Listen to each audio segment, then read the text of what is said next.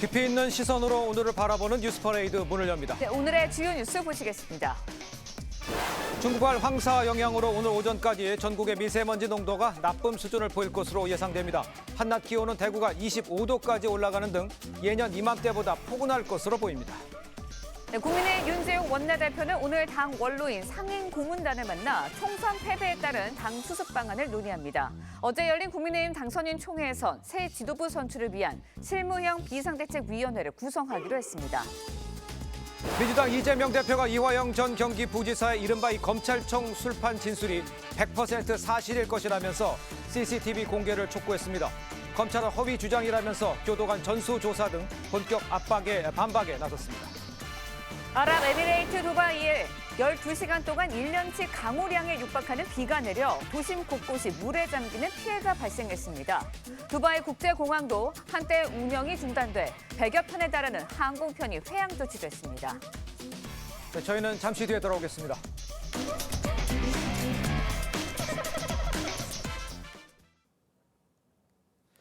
시청자 여러분 안녕하십니까? 수요일 뉴스퍼레이드 이상목입니다.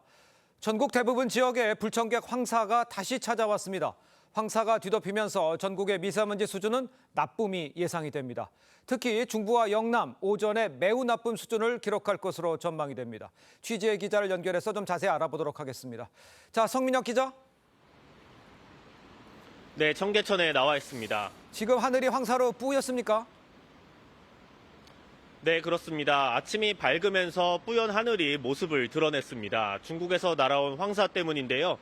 출근길엔 마스크를 쓴 시민들도 많이 보입니다. 오늘 전국의 미세먼지 농도는 나쁨 수준이 예상됩니다. 중부와 영남은 오전 한때 매우 나쁨 수준까지 오를 것으로 보입니다. 특히 서울에선 먼지 농도가 평소의 5배에 이르는 세제곱미터당 150 마이크로그램으로 치솟겠습니다. 서해안과 내륙엔 오전에 가시거리 200m 미만의 짙은 안개도 껴서 운전에 유의하셔야겠습니다. 황사는 내일까지 전국에 영향을 미칠 전망입니다. 당분간 공기질이 나빠 바깥 활동 시 마스크 착용이 권장됩니다. 일교차는 오늘 더 크게 벌어집니다. 아침 기온은 서울과 대전이 9도로 한 자릿수로 시작했습니다. 하지만 낮 최고 기온은 서울 23도, 대구 25도까지 오르면서 예년 이맘때보다 포근할 것으로 보입니다. 주 후반에는 서울의 낮 기온이 25도까지 오르겠습니다. 주말에는 전국에 비 예보가 있습니다. 청계천에서 TV조선 성민혁입니다. 국민의힘이 당선인 총회를 열고 실무형 비상대책위원회를 구성하기로 결정을 했습니다. 새 지도부 선출 전까지 이 당을 관리하는 실무형 비대위입니다. 윤재욱 원내대표는 오늘 당 원로인 상임 고문단을 만나서 당 수습 방안을 논의할 예정입니다. 이태형 기자입니다. 국민의힘은 22대 총선 당선인 총회를 열었습니다. 이 자리에 참석한 당선인들은 총선 패배를 수습하기 위해 실무형 비대위를 꾸리기로 합의했습니다. 전당대회 전까지 비대위가 당을 관리하자는 차원인데 비대위원장 인선은 결정하지 못했습니다. 혁신형 비대위를 할 상황은 아니고요. 전당대회를 치르기 위한 실무형 비대위라고 생각하시면 되겠습니다. 당선인 총회는 총선 패배 원인과 대안을 찾아보자는 취지로 열렸지만 쇄신보다는 당선인 자기소개에 절반이 할애됐다는 지적이 나왔습니다. 당정 관계, 소통, 회신 이런 목소리. 그냥 당선자들 그냥 소회 정도? 윤재욱 원내대표는 오늘 정의아 전 국회의장과 유흥수 전 의원 등 상임 고문단을 만날 예정입니다. 당 원로들과 만나 총선 패배 이후 당 위기 수습 방안 등에 대해 의견을 들을 계획입니다. 윤 원내대표는 19일 낙선자들과도 간담회를 열고 차기 지도부 구성과 전당대회 시점 등을 논의할 방침입니다. TV조선 이태형입니다. 윤석열 대통령이 총선 패배 후 엿새 만에 처음으로 입장을 밝혔습니다. 국민 앞에 직접 선 것은 아니고 참모들과의 회의인 이 국무회의 모두 발언을 통해서였습니다. 일단 이번 선거에 뭐가 잘못이 됐고 또 뭘 앞으로 고치겠다는 이 진솔한 반성이 국민 기대치에는 미치지 못했다, 이런 평가가 많았습니다. 다만 비공개 참모회의를 통해서 대통령이 자신부터 이 잘못을 했고 국민들께 죄송하다고 사과한 것으로 전해졌습니다. 황선영 기자입니다. 총선 후 처음으로 생중계 카메라 앞에 앉은 윤석열 대통령은 총선을 통해 나타난 민심을 우리 모두 겸허하게 받아들여야 한다며 낮은 자세의 소통과 경청을 약속했습니다. 더 낮은 자세와 유연한 태도로 보다 많이 소통하고 저부터 민심을 경청하겠습니다. 재건축 규제 완화와 공매도 금지, 사교육 카르텔 혁파를 비롯한 그간의 정책 사례를 거론한 뒤 국민의 어려움을 세심하게 살피지 못했다며 부족하고 미흡하다는 표현을 여러 차례 반복했습니다. 큰 틀에서 국민을 위한 정책이라고 하더라도 세심한 영역에서 부족했다고 생각합니다. 이후 비공개 회의와 참모 회의에선 총선 결과를 두고 국정 운영이 국민에게 매서운 평가를 받은 거라며 대통령인 저부터 잘못했고 대통령부터 국민의 뜻을 잘 살피고 받들지 못해 죄송하다고 사과했습니다. 또 회초리를 맞는 순간을 모면하기 위해 용서를 구하기보단 무엇을 잘못했고 어떻게 해야 하는지 반성을 하는 게 중요하다고 언급한 것으로 전해졌습니다. 국민께서 바라시는 변화가 무엇인지, 어떤 것이 국민과 나라를 위한 길인지 더 깊이 고민하고 살피겠습니다. 하지만 윤 대통령이 생중계 국무회의에서 총선 패배 관련 입장을 밝힐 걸로 예고된 상황에서 국무회의가 아닌 비공개 참모진 회의에서 사과한 건 국민 눈높이에 미흡했다는 지적이 나옵니다. TV조선 황선영입니다. 네, 오늘 미국 워싱턴 DC에서 사상 처음으로 한미일 재무장관 회의가 열립니다. 최상목 부총리 겸 기재부 장관과 제닛 옐런 미 재무부 장관, 스즈키 슈니치 일본 재무장관은 회의를 통해 전 세계 경제 질서 안정을 위한 삼국 협력 방안 등을 논의할 예정입니다. 한미일 재무장관 회의는 지난해 8월 한미일 정상회의 당시 세 나라의 금융 외환 협력을 확대 발전하기 위해 신설됐습니다. 이란과 이스라엘 간의 군사 긴장이 고조되면서 우리 금융시장 요동쳤습니다.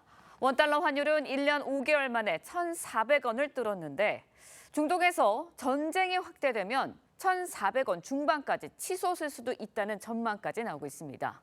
증시에서도 외국인 자금이 빠져나가면서 코스피는 2% 넘게 떨어졌습니다. 최수영 기자의 보도입니다. 원달러 환율은 시작부터 6원 가까이 올랐다가 오전 11시 반쯤 1,400원을 찍었습니다. 2022년 레고랜드 사태 이후 17개월 만이었습니다.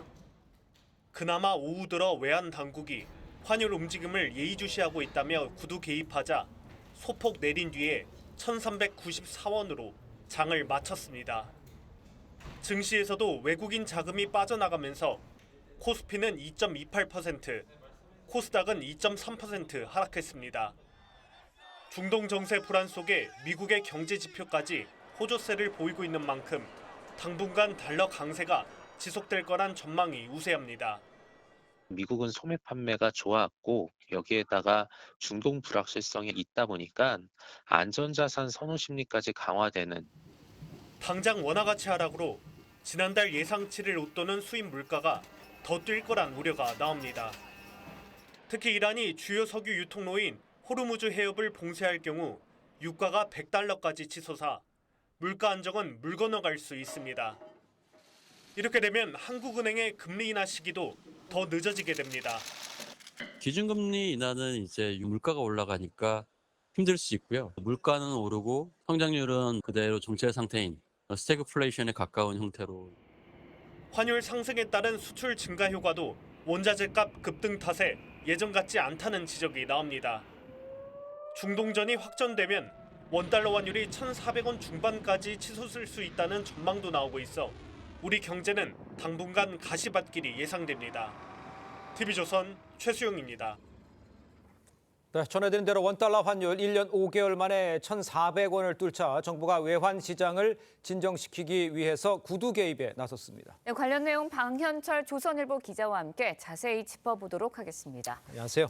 안녕하세요. 지금 환율 상승의 가장 큰 원인, 이건 뭐라고 봐야 될까요?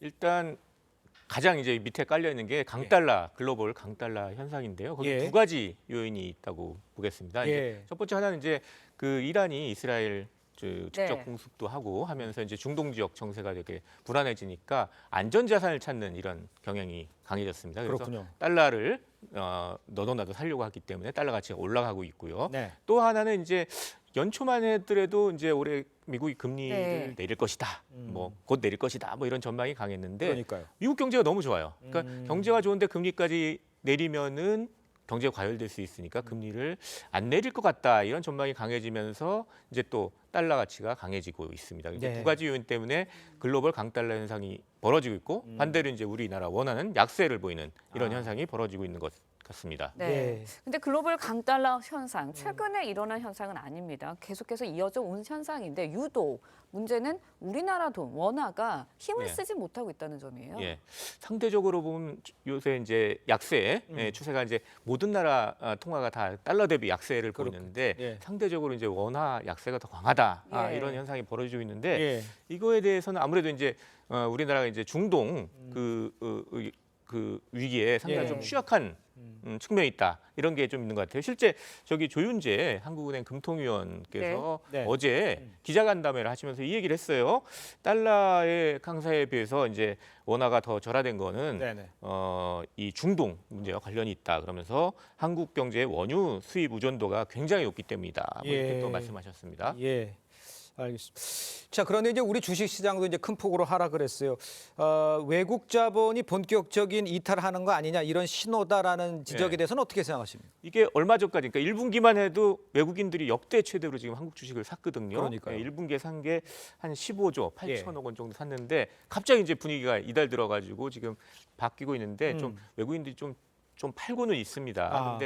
근데 이 1분기에 왜 외국인들이 샀을까 보면 이제 반도체 그 경기가 좋아질 거다 이렇게 예상해서 많이 샀기 때문에 당장 뭐 외국인들이 막 빠질 것이다 이렇게 보기는 좀 어려울 것 같습니다. 좀 지켜봐야 될 것 같습니다. 하지만 이런 그 원화 약세 추세가 더 강해진다. 그러면 외국인들이 한국 주식에 대해서 이렇게 매력을 더 가질까? 이건 좀 생각해볼 측면이 있을 것 같습니다. 네, 그런가 하면은 오늘 새벽에 들어온 소식인데 제롬 파월 미 연준 의장 금리 인하 지연될 것이다라는 취지의 발언을 했습니다. 우리 경제에 어떤 영향 미칠지 이렇게 되면은 뭐 환율 더 오르고 물가도 오르는 거 아닌지 이런 우려 나오고 있거든요. 예. 아까 제가 이 강달러 현상의 원인 중에 하나가 이제 미국의 금리 인하가 좀 멀어질 수 있다 이런 예상들이 많이 나온다 이렇게 말씀드렸는데 파월 의장이 또 거기다 또 기름을 하나 더 부었어요. 오늘 새벽에 이제 얘기했는데 2% 이제 물가까지 갈 이 목표를 달성해지는 이제 아무래도 금리를 내릴 텐데 그때까지 갈지 이제 확신을 가지려면 좀 더 기다려야 될 것이다. 그러니까 금리 인하가 좀 더 멀어질 수 있다.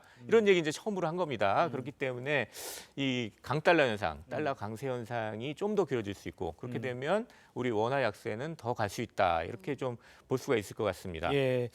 그러면 환율이 뭐 아까 뭐 리포트에 잠깐 언급이 됐으면 1,450원 이상 또 이렇게도 오를 수 있는 상황입니까? 어떻게 봐야 됩니까? 일단 이제 이 1,400원 넘어간 게 이제 우리 그 경제에서 세 차례 있었는데요. 기존에 첫 번째가 이제 IMF 때, IMF 때 그때 거의 2,000원 가까이 갔었죠. 그러니까요. 또 한 번이 이제 글로벌 금융위기 2008년 때 거의 1,600원 이렇게 갔었습니다. 근데 그 세 번째는 이제 2022년 미국 금리를 급격하게 오를 때 이때 이 달러 강세로 인해 가지고 우리가 1,400원을 넘었는데 그때가 1,420원 정도 그때 정도까지 갔어요. 그러니까 지금 1,400원 넘을 수는 있지만 그 2022년 정도 생각해 보면 아주 크게 뭐 위기상은 아니기 때문에 가지는 않을까 뭐 이 정도 생각하고 있습니다. 그렇군요. 네, 좀 지켜봐야 할 것 같고 다음 소식도 이야기해 보도록 하겠습니다. 반도체 시장 관련 소식인데요. 미국이 삼성전자에 64억 달러, 그러니까 우리 돈으로 약 9조 원에 달하는 보조금을 지급하기로 했습니다.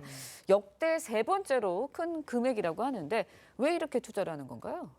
미국은 이제 일단 그 목표가 2030년까지 첨단 반도체 한 20%를 미국 내에서 생산하고 싶은 거예요. 근데 원래 반도체는 미국에서 많이 생산을 했었죠. 그러다가 이제 점점 만드는 경쟁력이 없어지니까 우리나라, 일본, 뭐 대만 이런 데서 생산을 하게 됐는데 다시 미국에서 생산을 하겠다.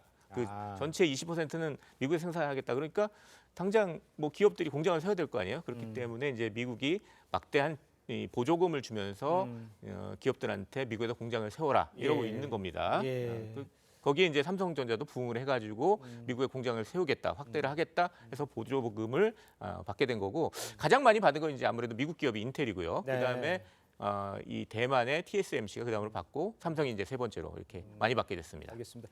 지금 언급해 주신 대로 미국에서 이제 보조금을 줘서 이에 맞춰서 삼성전자는 2030년까지 미국 텍사스주에서 반도체 공장 총 450억 달러, 그러니까 우리 돈 한 62조 원을 투자하기로 했다는 거 아니에요? 이후 이렇게 투자를 많이 한 것이 우리한테는 뭐 어떤 이익으로 좀 올 수는 있나요? 어떻습니까? 일단 지금 어떤 공장을 만드냐 하면 그냥 우리가 한국에서 만든 D램을 네네. 만드는 공장이 아니라 파운드리라고 해서 위탁 생산을 하는 겁니다. 그러니까 네.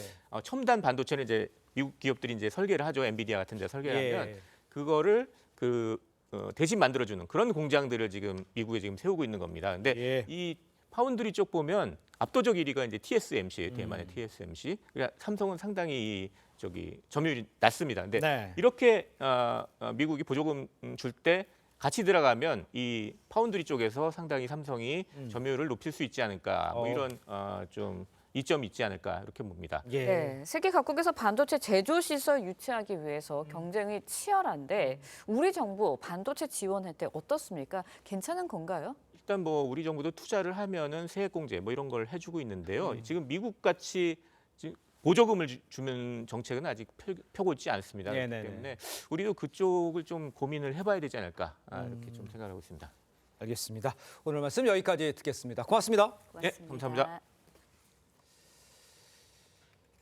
네, 이재명 민주당 대표가 검찰청에서 술을 마시고 진술을 조작했다는 이화영 전 경기 부지사의 발언을 연일 언급하면서 검찰을 정조준하고 있습니다.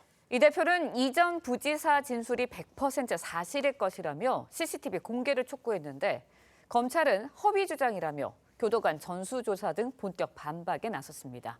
김예나 기자가 정리했습니다.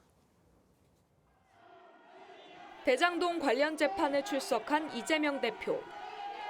이화영 전 부지사의 검찰청 술자리 회유 주장과 관련해 검찰이 CCTV를 공개하면 될 일이라며 목소리를 높였습니다. CCTV, 출정 기록, 또 소환된 기록, 담당 교도관들의 진술 확인하면 간단하죠.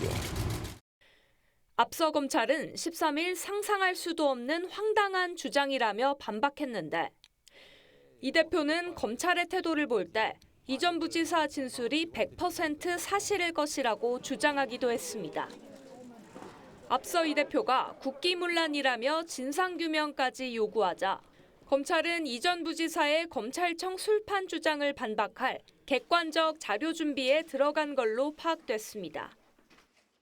검찰 고위 관계자는 당시 이전 부지사 조사에 동행한 교도관들을 전수 조사 중이라며 진술 내용을 공개하는 방안도 검토 중이라고 했습니다. 검찰 관계자는 또 김성태 전 쌍방울 회장을 비롯해 이전 부지사가 함께 술을 마셨다고 지목한 2명의 검찰 출석 기록도 확인 중이라고 밝혔습니다. 검찰은 전수조사가 끝나는 대로 공식 입장을 내놓을 걸로 보입니다. TV조선 김윤아입니다.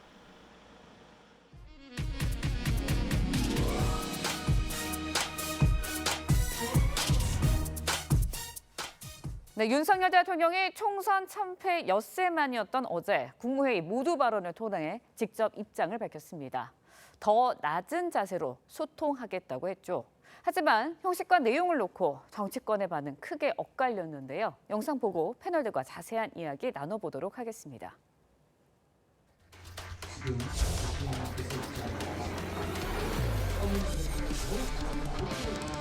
이번 총선을 통해 나타난 민심을 우리 모두 겸허하게 받아들여야 합니다. 더 낮은 자세와 유연한 태도로 보다 많이 소통하고 저부터 민심을 경청하겠습니다.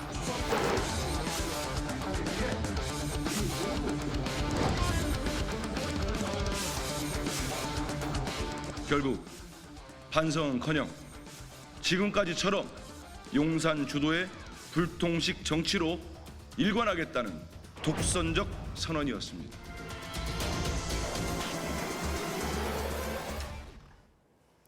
네, 보신 것처럼 윤 대통령 비공개 회의에서 사과는 했지만 야당의 반응 차갑다 못해 혹평을 쏟아냈습니다. 최창렬 교수님께 여쭤볼게요. 어제 윤 대통령의 발언 내용 어떻게 들으셨나요? 좀 실망스러웠다고 저는 생각해요. 대국민 담화라든지 기자회견 형태를 취했으면 좋았을 뻔했는데 국무회의 모두 발언을 했단 말이죠. 2016년도에 그때 박근혜 정부 4년차 선거 때 그때 이제 한 표 차로 졌어요, 야당에게. 그때도 박근혜 전 대통령이 당시에 청와대 대변인 명의의 이제 성명을 냈고, 그리고 난 다음에 수석비서관회의에서 말씀을 했거든요. 그게 좀 기시감으로 떠오릅니다. 반대로 2000년도에 김대중 대통령 때 여당이 졌어요. 그때 133석으로 졌는데 그때는 담화를 했어요. 김대중 대통령이 담화를 했고, 그리고 이회창 총재와 영수회담을 제안했던 기억이 납니다. 저도 그런 정도의 그 어떤 형식이라도 말이죠. 그런 게 필요하지 않나라는 얘기들 많이 했었습니다. 근데 국무회의 모두 발언으로 나와서 일단 형식도 좀 미흡한 면이 분명히 있어 보이고, 또 내용이 뭐 일상적인 얘기입니다. 맞는 말씀을 하셨는데, 맞는 말씀을 했는데, 그래도 구체적으로 앞으로 어떻게 국정을 쇄신하겠다라든지 어떤 좀 구체적인 로드맵 같은 거, 하다못해 야당 대표의 회동 같은 것, 이런 걸 얘기를 하고, 그리고 선거 기간 때나 선거 기간 전에 계속 얘기 나왔던 최상병 관련 이런 것들 궁금해하는 거 있지 않습니까? 그런 구체적으로 적시하면서 이러이러한 점 미흡했다라고 얘기하는 것하고 저희 너무 막연하게 추상적으로 원론적으로 이제 접근하는 게 아무래도 일반이 볼 때는 아직도 이 총선 민심에 대해서 좀 생각이 아니한 거 아닌가라는 그런 생각할 수 있을 것 같습니다. 알겠습니다. 그러니까 형식과 내용 모두 좀 부족했다 이렇게 좀 지적을 해주신 것 같은데, 국민의힘은 공식적으로는 긍정적인 평가를 했습니다만 일각에서 좀 다소 아쉽다 이런 반응도 있기는 있더라고요. 네, 그렇습니다. 국민의힘 공식적인 입장은 민생을 강조한 부분에서 당도 거기에 대해서 조율을 해 나가겠다라는 그런 원론적인 어떤 반응을 보였지만 일부에서는 이런 이야기죠. 옳다, 방향은 옳은데 그러나 소통하는 방식이라든지 또는 그 야당과의 어떤 관계에서 너무 거칠었다는 부분은 인정해야 되지 않느냐. 그러니까 아까 계속 지적해 주셨지만 국민의힘 입장에서도 겉으로 드러내놓고 총선이 패배한 어떤 정당이니까 이건 진짜 잘못했습니다. 뭐 그렇게 하면 안 됩니다. 이 말은 직접적으로 못하지만 조금 더 적극적인 어떤 모습을 앞으로 좀 보여주셨으면 하는 바람을 일각에서 지금 나타내고 있습니다. 알겠습니다. 그러니까 그 생중계되는 그 장면에서는 이제 좀 부족한 점이 있었습니다만 그 끝나고 나온 회의에서는 이제 구체적으로 저부터 잘못했다. 국민을 살피지 못해 죄송하다. 이런 말을 했다고 해요. 이렇게 된 상황은 어떻게 이해를 하십니까? 그 얘기를 왜 그 국무회의 모두 발언 뭐 형식적으로 좀 미흡했다 하더라도 그때 얘기했으면 될 거 아니겠어요? 그 얘기를 안 하고 왜 항상 끝난 다음에 그렇게 참모나 다른 분들이 해석을 하고 이렇게 또 부연을 하잖아요. 저는 이렇게 한 이유를 모르겠어요. 이왕 이런 말씀을 했다면은 모두 발언에서 정확하게 얘기를 하죠. 왜 그 얘기를 아예 하지 않든가. 나중에 얘기했다는 거 아닙니까? 비공개 회의 때 얘기가 나왔다는 얘기인데 그건 국무회의 그 위원들에게 한 얘기 아닙니까? 물론 그 내용이 전달되면 국민들에게 이제 메시지가 되겠습니다만 그래도 그렇게 방식이 그렇게 되면 안 되죠. 국민들께 정식으로 사과하는 것하고 국무위원들하고 그것도 비공개 회의에서 중계되는 상황도 아닌데 거기서 사과하는 것하고는 다르죠. 그러다 보니까 진정성에 이게 별로 진정성이 없는 게 아니냐 이런 이제 비판이 나올 수밖에 없다는 겁니다. 방금 전에 이제 최창렬 교수님께서 아까 이제 야당 대표와의 회동에 대해서 말씀을 해주셨는데 윤 대통령 국무회의 발언에서 야당과의 협치나 영수회담 관련 언급 없었습니다. 하지만 그 후에 대통령실에서 모든 가능성 열려 있다라고 이야기를 했거든요. 그러니까 결국 이재명 대표와 만남의 가능성이 있다는 건지 아니면은 고심을 하고 있는 건지 어떻게 해석을 해야 하는 건가요? 그렇지요. 사실 처음에 그러니까 말씀하셨듯이 처음 직접적으로 말씀하셨을 때 그것이 언급되었더라면 이렇게 해석에 분분할 이유도 없는데 똑같아요. 언급을 하지 않았으므로 당시 언론들은 모두 다 전혀 면담의 어떤 그런 이 가능성이 없다. 그런 의지가 없구나라고 해석을 했는데 그 후에 이도훈 홍보수석이 나와서 해석을 하는 그런 부분에서는 열려 있다라고 대답을 했거든요. 저는 이 부분은 후자에 좀 방점이 있을 수 있다고 생각을 합니다. 왜냐하면 대통령의 스타일이란 성격상 이런 대국민 어떤 사과에 대한 부분에서 면담하겠습니다라고 자신의 입장을 확 바꿔버리는 것이 쉽지 않을 거예요. 하지만 지금 면담을 하지 아니하고 전국을 지금 어떻게 주도하거나 이끌 수 있는 방법이 전혀 없거든요. 만약에 하지 않는다 그러면 계속 끌려다닐 겁니다. 면담도 뭐 거부하는 불통 대통령 이런 식으로 계속 언론이 비판의 여지가 계기가 이어진다면 차라리 그것을 면담을 함으로써 그 이슈는 끊고 다음 이슈로 전환할 수 있는 어떤 계기가 될 수 있다고 생각을 해서 열려 있다에 조금 더 방점을 둘 수 있다고 생각을 합니다. 그러니까 이런 이제 뭐 후임 총리 또 비서실장 인선 뭐 이런 데서 인적 쇄신을 보여주는 게 이제 관건이잖아요. 근데 이제 오늘 아침에요. 새 총리의 박영선 전 장관, 또 새 비서실장의 양정철 전 민주연구원장, 또 정무특임 장관의 김종민 새로운 미래 공동대표 이가 후보로 꼽힌다. 뭐 이제 한마평에 올랐다 이런 얘기가 나왔어요. 이거는 가능성이 있는지 이건 어떻게 봐야 되겠습니까? 뭐 가능성이 뭐 없을 수가 없죠. 할 수 있어요. 할 수 있는데 과연 그 정도의 파격을 할 수 있을까? 파격도 파격 중에 파격 아니겠어요? 그러니까요. 박영선, 양정철, 김종민 전부 야권 인사들인데. 그러니까요. 근데 이제 저분들을 만약에 총리 비서실장 쓰고 특임장관 쓴다, 정무특임장관 쓰면 야당으로서는 상당히 공세의 고삐가 늦춰질 수밖에 없을 것 같아요. 그러니까 사실상 저분들 총리 비서실장이 지금 굉장히 그 인사에 가장 관심이 집중되는 핵심 요직들이잖아요. 거기 야당 인사 쓰게 된다면 협치를 완전히 그야말로 행동으로 보여주는 게 될 수 있는 거죠. 근데 저 카드는 전 나쁘지 않은 카드인 것 같아요. 저기 어떤 근거에서 나온 얘기인지 모르겠습니다만 만약 저렇게 된다면 야당의 그 국회 임명 동의, 그 총리는 임명 동의를 받아야 되니까 국무총리는 무사히 통과될 거고 야당이 속으로 굉장히 당황할 겁니다. 오히려 민주당이 당황할 텐데 당황하더라도 반대할 명분이 없지 않겠어요? 협치하라고 얘기하고 또 일각에서는 거국내각 얘기도 나온 상황인데 사실상에 만약 장관을 박영선 그분이 만약 총리가 돼서 약간의 강요 제청권을 행사한다면 헌법에 명시된 대로 사실상의 거국내각이거든요. 사실상의 거국내각은 아니다만 사실상의 거국내각 효과가 있는 거라서 저는 그렇게 된다면 이 전국을 반전할 수 있어요. 의석으로만 정치라는 게 아니라 국민의 지지율이 올라가면 절대 야당이 무시 못한다고요.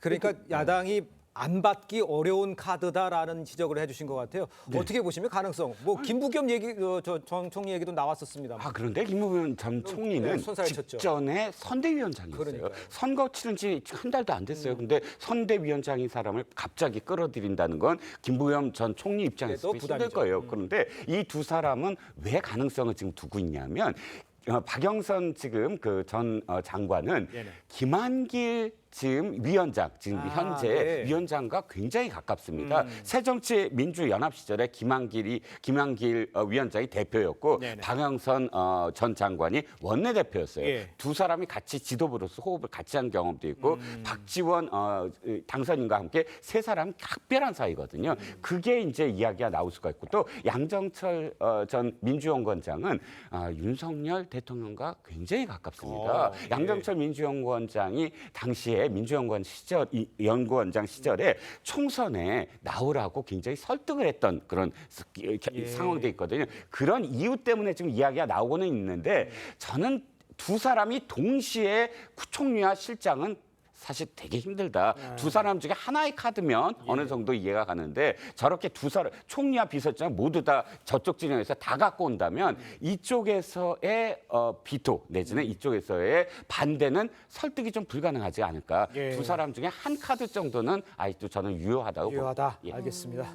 뭐 아이디어 차원에서 나온 이야기다라는 조선일보 보도도 있었으니까 좀 지켜봐야 할 것 같고요. 이번에는 당내 상황, 국민의힘 이야기도 해보도록 하겠습니다. 어제 당선인 총회에서 당 수습 방안을 논의했습니다. 어떤 이야기 나왔는지 직접 들어보시죠. 당을 빠른 시간 안에 수습해서 지도체제가 빨리 출범할 수 있는 그런 쪽으로 의견이 모아졌습니다. 혁신형 비대위를 할 상황은 아니고요. 그 전당대회를 치르기 위한 실무형 비대위라고 생각하시면 되겠습니다. 여당 사상 이런 식의 참패를 제가 본 적이 없어요. 비대위를 꾸려야 돼요. 지금 당장 혁신형이 돼야 되고 그리고 얼굴도 새로운 얼굴이 돼야 된다. 네, 결국 뭐 정리를 해보면 새 지도부 선출을 위한 실무형 비대위로 가야 된다라는 가닥의 분위기는 잡힌 것 같아요. 그렇지만 뭐 비대위는 누가 맡을지, 전당대회 뭐 언제 할지, 뭐 구체적인 안에 논의는 없었던 것 같아요. 네, 그렇습니다. 앵커 말씀이 가장 지금 이 당이 필요한 걸 지금 말씀하셨는데 시기가 지금 문제예요. 그러니까 지금 빨리빨리 대응을 하고 빨리 당을 안정시켜야 돼요. 그런데도 불구하고 당선인 대회나 혹은 중진 회의에서 아주 구체적으로 언제까지 무엇을 하겠다는 게 안 나왔다는 게 가장 큰 문제입니다. 그러니까 비대위든 실무형이든 네. 그게 어디가 무엇이 되느냐가 중요한 게 아니라 언제 빨리 이 당을 안정시키느냐에 초점을 맞출 수 있는 그런 리더십이 필요하고요. 예. 그리고 또 지금 전 윤상현 당선인의 아까 그 혁신형 비대위론에 대해서는 반대합니다. 반대 의견을 왜 하냐면 예. 이 집권 여당이 지금 2년 동안 3차례나 비대위예요. 네네. 야당은 비대위를 꾸려요. 언제나 선거에 패배한 정당이었기 때문에 대선은.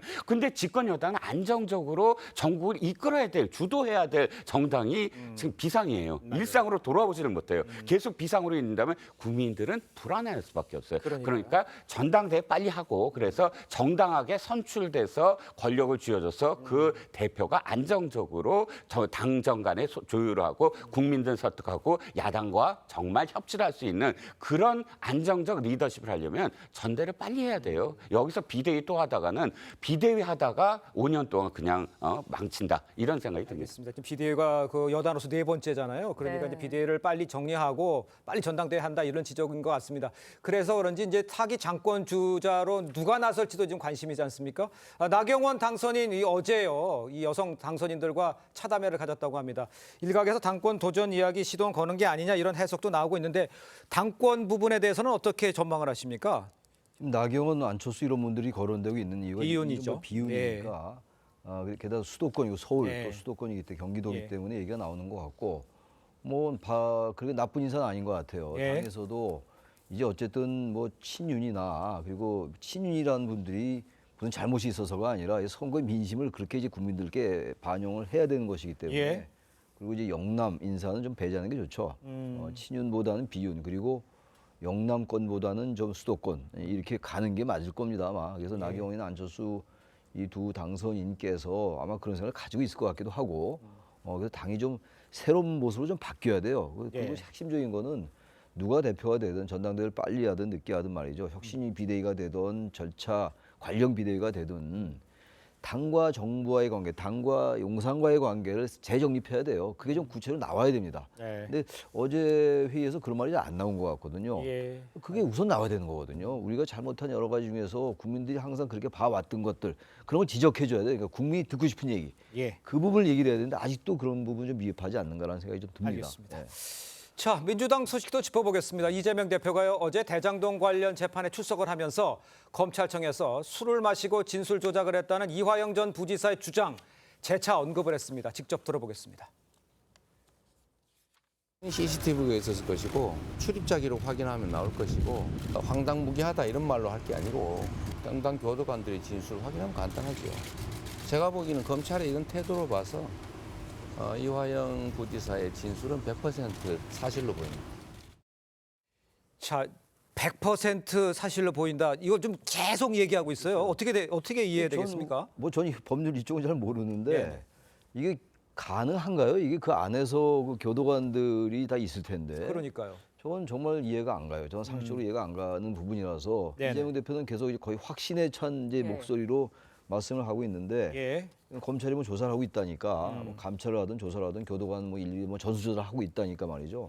빨리 이건 밝혀야 돼요. 그리고 이제 이화영 전 부지사가 2023년도 지난해에 그 진술을 번복한 적이 있었잖아요. 대북 송금에 대해서 도지사 이재명 지사께 보고를 했는데 그다음에 그렇지 않다. 그게 검찰의 회의였다. 뭐 이런 이제 얘기를 한 적이 있어요.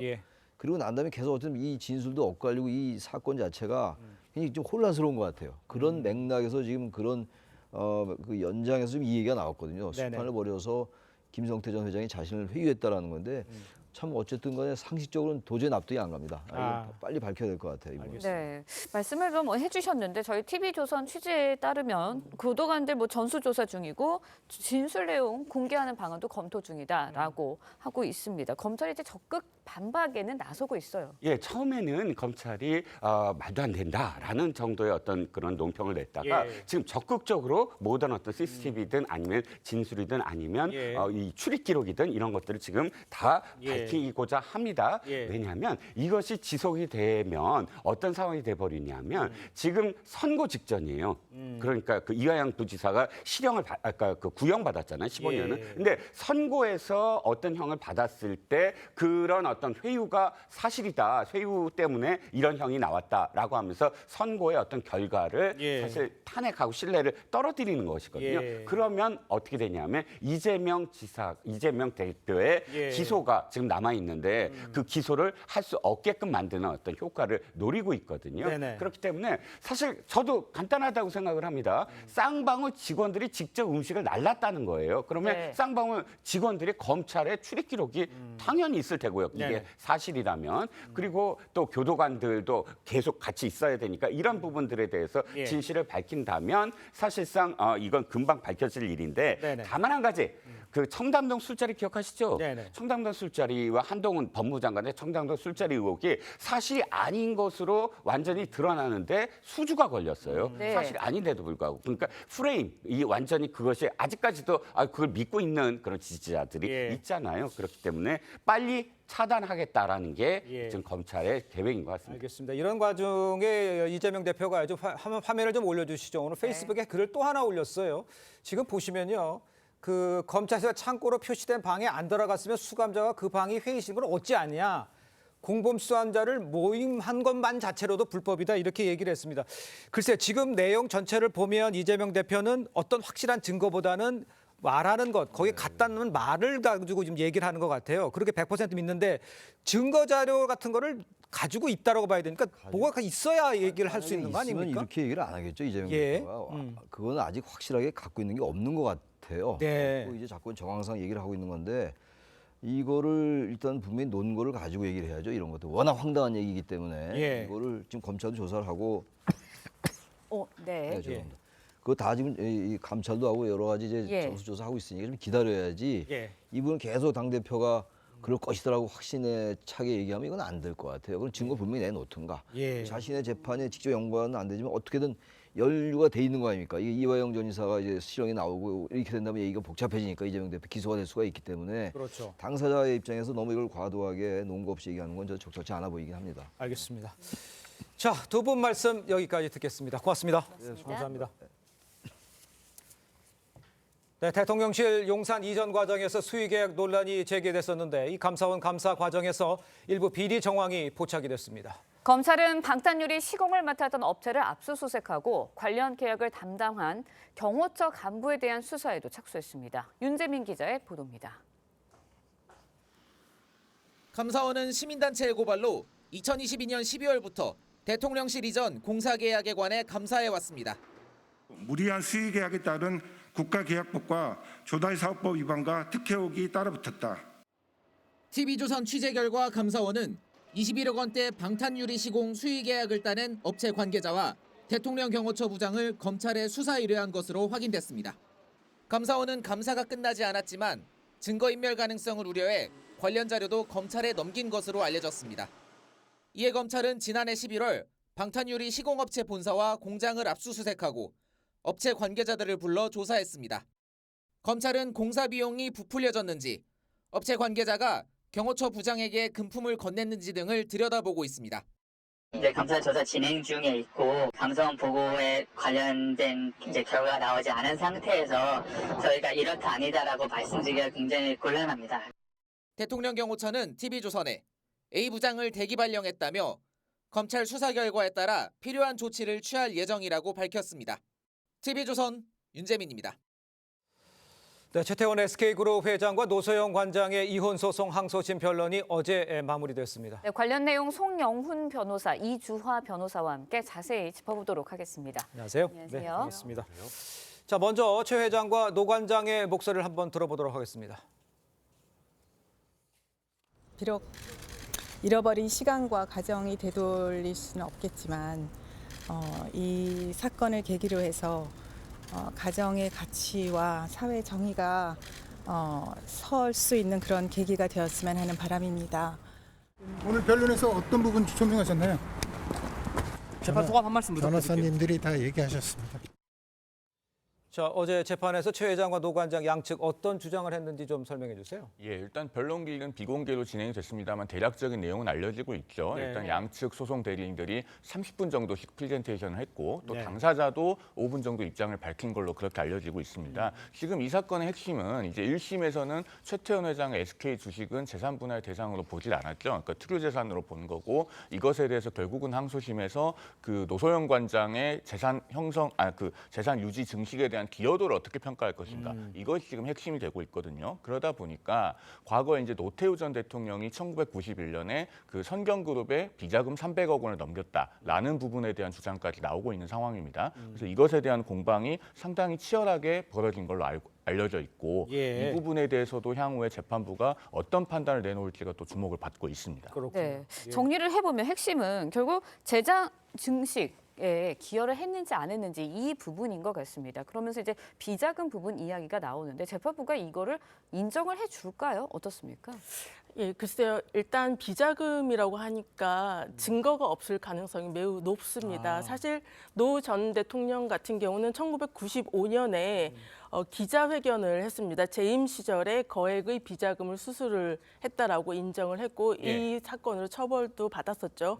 그런데 당시 기자회견에서는 공적 자금과 정치 자금으로 나누어서 사용했고 사적 사용에 대해서는 부인을 했습니다. 그런데 이 비자금 300억이 SK로 넘어갔다라는 것은 결국 사적 사용인데 노태우 전 대통령이 부인을 했고 이게 SK로 넘어갔다라는 객관적인 증거가 없는 상황에서 그 시점에 SK의 외연이 확장이 된 것은 사실이잖아요. 그렇죠. 하지만 그것이 SK 외연 확장에 기여를 했는지에 대해서는 증거가 없기 때문에 추후 재판 과정을 지켜봐야 될 것 같습니다. 그렇다면 그 노소영 관장이 요구한 재산 분할 2조 원 지급한 이건 어떻게 가능성이 어떤 식으로 나올까요? 쉽지는 않아 보이기는 그렇습니까? 합니다. 그러니까 예. 일단 1심 판결 같은 경우는요. 그 노소영 관장의 어떤 그 최태원 회장 재산 유지 및 증식에 대한 기여도 이걸 좀 지나치게 보수적으로 판단한 것이 아닌가 하는 생각이 들기는 해요.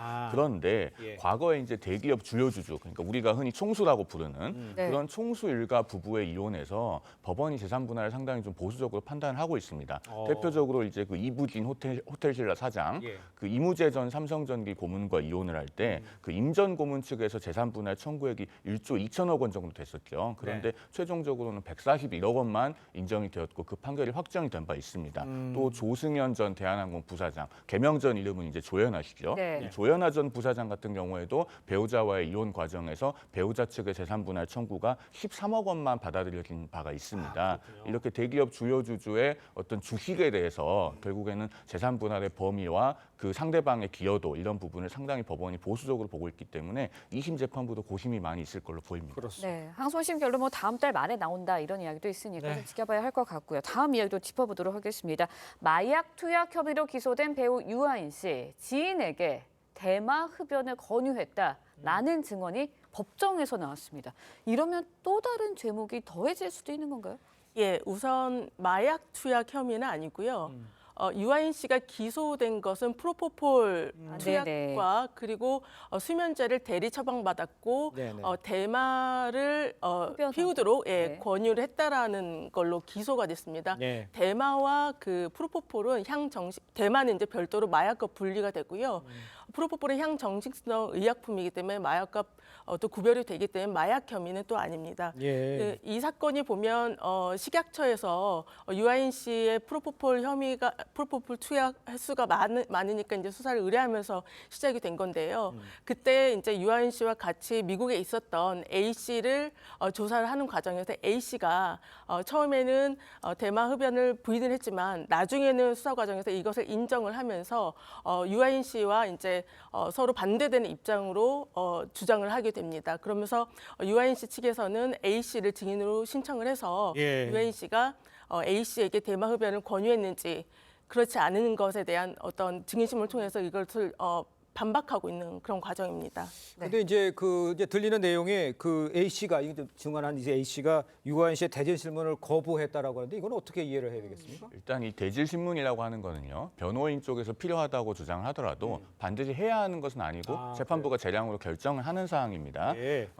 우리 형사소송법과 형사소송 규칙에 보면은요. 피고인과의 관계, 그 밖의 사정으로 인해서 피고인 등과 대면해서 진술을 할 경우에 어떤 심리적인 부담으로 정신의 평온을 현저히 해할 수 있다. 이러면은 오히려 대질 신문은커녕 차폐 시설을 놓고 이렇게 증인신문을 할 수 있게 되어 있거든요. 그러니까 검찰 측에서는 지금 A 씨와 유아인 씨를 분리해서 증인신문을 해야 된다라고까지 주장을 했어요. 그것은 A 씨 쪽에서 이제 유아인 씨와 대면해서 증언을 하게 될 경우에 어떤 그 위력, 뭐 사회적인 압력 이런 것 때문에 정상적으로 증언하기 어렵다고 입장을 밝히지 않았을까 예상이 됩니다. 그런데 법원에서는 이제 아예 분리를 하진 않았고 차폐 시설을 놓고 증언을 하게 했고 대질 신문은 시행하지 않았습니다. 그렇군요. 네. 일단 유아인 씨 짧게 여쭤볼게요. 대마흡원 교사 부인하고 있는 상황입니다. 혐의 입증할 수 있을까요? 어떻습니까?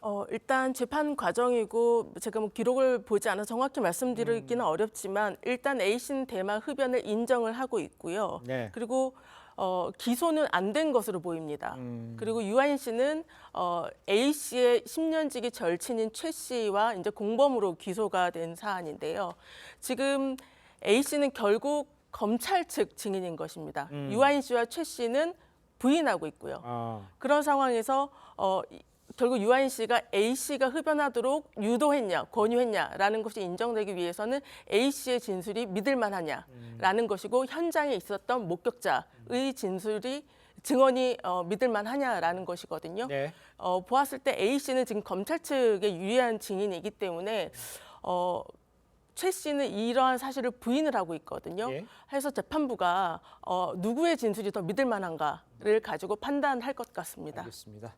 자, 다음 이야기도 짧게 좀 짚어보겠습니다. 먼저 준비한 영상을 한번 보여주시죠. 보겠습니다. 지금 보면요, 한 남성이 이제 거위에 다가가서 머리를 여러 차례 내리치는 장면이 좀 나오고 있는데 저희가 어디냐면 건국대학교 서울 캠퍼스 안에 있는 거위라고 그래요.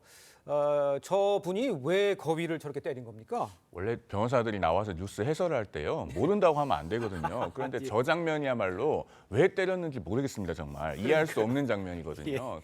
저런 행위는 우리 동물보호법에 의해서 처벌받게 되어 있어요. 동물에게 저렇게 이유 없이 상해를 입히면은 뭐 2년 이하의 징역, 2천만 원 이하의 벌금 이런 식으로 다 법정형이 규정이 돼 있거든요. 저런 것은 처벌받는 행위이고 절대 따라해서는 안 된다라는 말씀을 드립니다. 네, 말씀해 주신 대로 동물단체 이 남성을 고발했습니다. 처벌받게 되나요? 네, 일단 뭐 동물보호법이 보호하는 것은 생명 존중이잖아요. 지금 보면은 거위가 만약에 상해를 입었다면 지금 뭐 잘 살고 있다고는 하는데 상해를 입었다면 2천만 원 이하의 벌금 또는 2년 이하의 징역에 처해질 수는 있습니다. 예, 알겠습니다. 자, 두 분 말씀 여기까지 듣겠습니다. 고맙습니다. 고맙습니다. 감사합니다.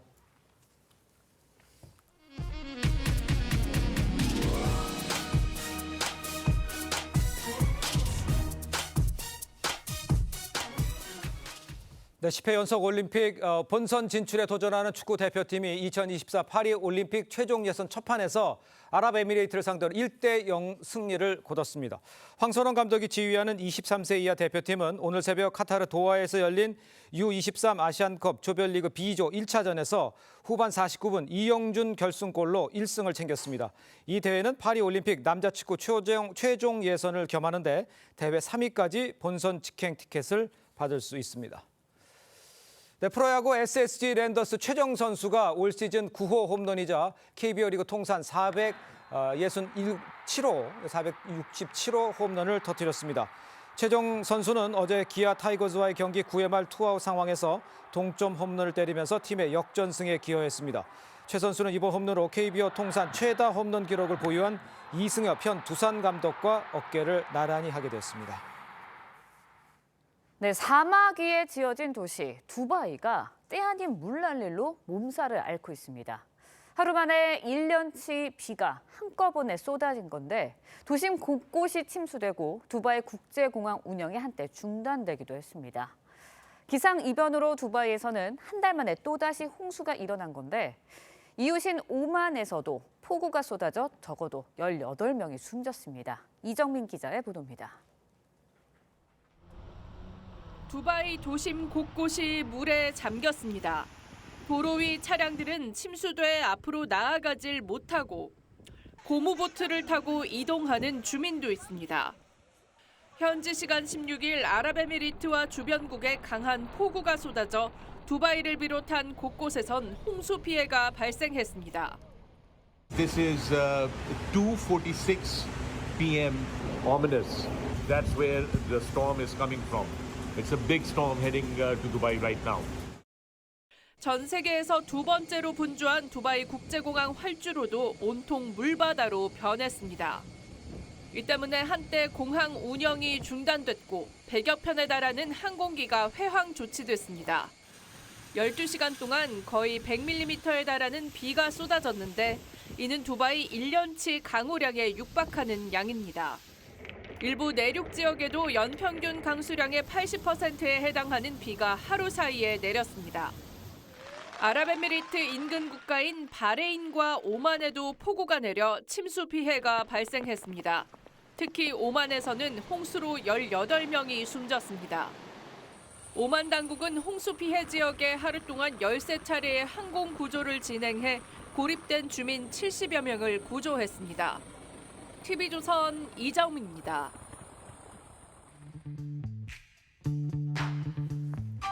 네, 렌즈에 담긴 그 순간 그 의미를 짚어보는 시간이죠. 사진 기자가 선택한 아침의 한 장입니다. 오늘은 조선일보 사진부 이태경 기자와 함께합니다. 안녕하세요. 오늘 아침에 볼 사진 어떤 건가요? 네, 요즘 활짝 핀 봄꽃을 많이 볼 수 있는데요.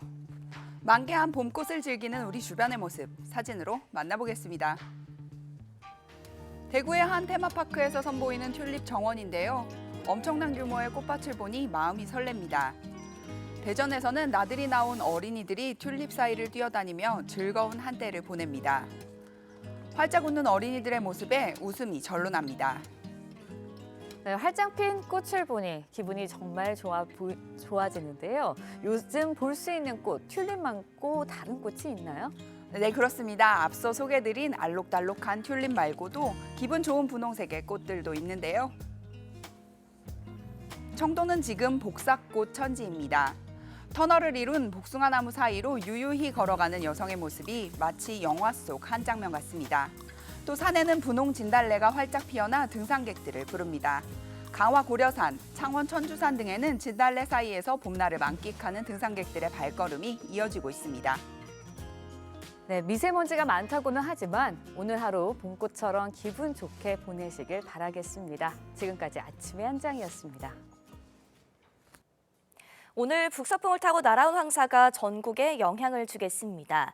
현재 강원 영동 지역에 황사 위기경보 주의 단계가 발령이 됐고요. 강원과 경북 지역은 미세먼지 경보가 내려졌습니다. 오늘은 전국에서 미세먼지 농도 종일 나쁨 수준 보이겠고요. 강원과 영남 지역은 오전에 매우 나쁨 수준까지 올라갈 수 있겠습니다. 오늘 하늘 자체는 맑겠고요. 오전까지는 내륙에 짙은 안개가 끼겠습니다. 오늘 한낮 기온 어제보다 2도에서 7도 정도 높겠습니다. 서울이 23도, 대전 24도, 대구 25도 예상됩니다. 이번 주 토요일에는 전국에 비가 내리겠습니다. 오늘은 일반 마스크 말고 꼭 보건용 마스크로 착용하시기 바랍니다. 보건용 마스크는 KF 뒤에 숫자를 표시해서 해당 마스크의 입자 차단 성능을 알려주는데요. KF80은 평균 0.6 마이크로미터 크기의 미세 입자를 80% 이상 걸러준다는 뜻입니다. KF94, KF99는 평균 0.4 마이크로미터 크기의 미세 입자를 94% 이상, 99% 이상 걸러낼 수 있습니다. 숫자가 클수록 미세 입자 차단 효과가 더 크지만 숨쉬기는 조금 불편할 수 있습니다. 오늘은 수치가 높은 마스크를 꼭 착용하시기 바랍니다. 날씨와 생활정보 이나일이었습니다. 네, 이상으로 수요일 뉴스 퍼레이드 마칩니다. 네, 저희는 내일 아침 7시 30분에 다시 찾아뵙겠습니다. 시청해주신 여러분 고맙습니다.